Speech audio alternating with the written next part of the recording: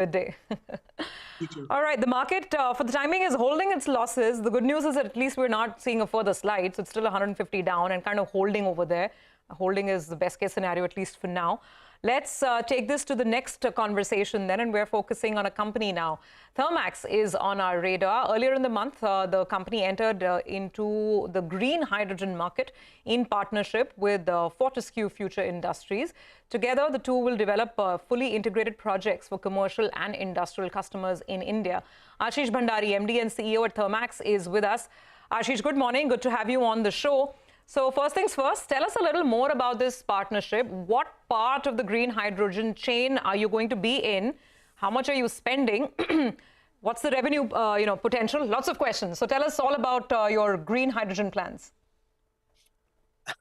Very good morning to you and to your viewers. And looks like we're jumping straight into it, which is good. Let me first start with the first part of your questions, because that's where I can spend a bit more time. The second and third, I'll politely decline to answer at this point. The idea of partnering with FFI and Fortescue specifically is to energize the hydrogen sector in India and whichever markets we together want to operate in. Simply put, FFI and Fortescue has possibly one of the world's biggest mandates from their board and their charismatic leadership to make hydrogen happen and to get the world closer towards net zero. For India specifically, there is an ambitious plan also that has been chalked out by the government. I've shared previously some of the policy decisions that are expected. We are still in the infancy of some of the work that is needed, but it is important to get started early, which is why this is an MOU. And the MOU focuses on three broad aspects of partnership. The first one of which is around developing hydrogen-based projects for the industrial sector. And this is steel, beyond that into fertilizers, refineries, a lot of projects that are of an industrial application use. Second is the ability to do EPC, not just for projects in India, but globally as well. And third, should demand take off in India and there is a need for local manufacturing of electrolyzers, this is also something that this partnership will actively look at. So these are the broad aspects.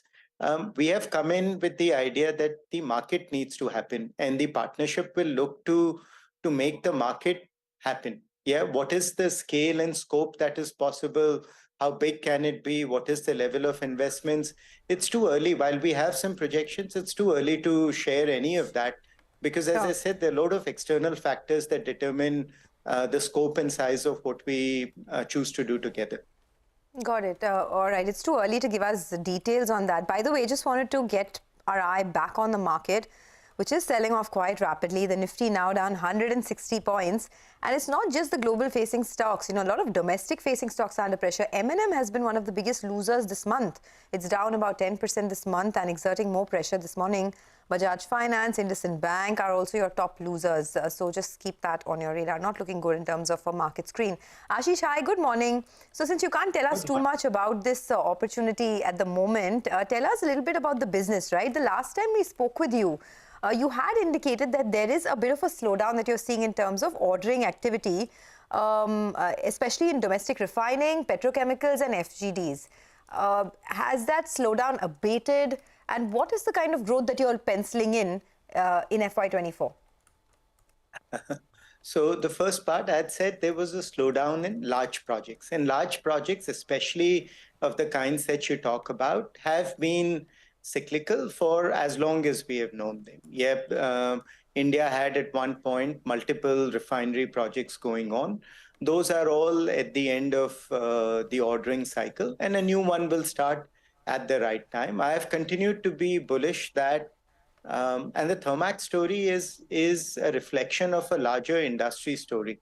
And the fact that demand across sectors, which is beyond these large rupee value orders that the market looks at, continues to be stable and good, gives me confidence that there is underlying strength in the in the marketplace, and I'll continue to hold on to that line because I'm not seeing anything different at this current moment. Yeah, we've got no big orders, but enough visibility to indicate that the momentum for new energy solutions, the momentum for broad-based and the capex story is not a general capex story. Thermax's story is the need for water, the need for cleaner energy, more efficient energy, and so these themes I expect are continuing at a medium and small scale as well, and that continues to give us strength across this.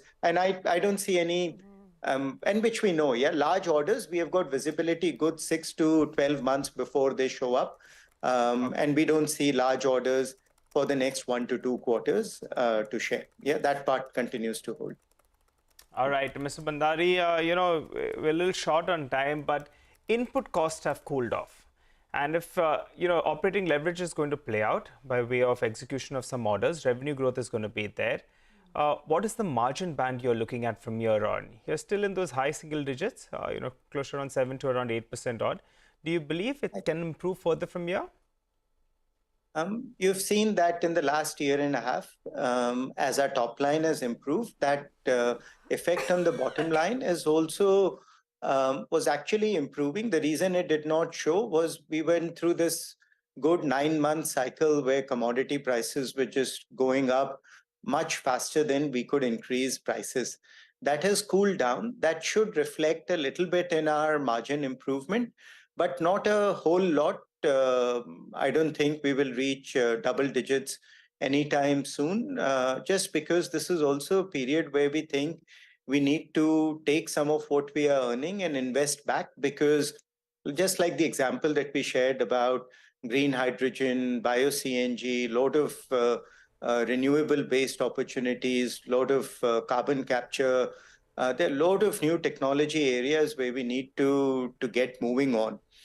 So this is also a period where we will be investing. We won't be taking everything that we get back in terms of operating leverage and putting it down to a bottom line. This is a period where we will be looking to invest in small ways and in big ways. Got that. Good speaking with you this morning, Ashish. Thanks for stopping by and giving us some perspective on the business. That is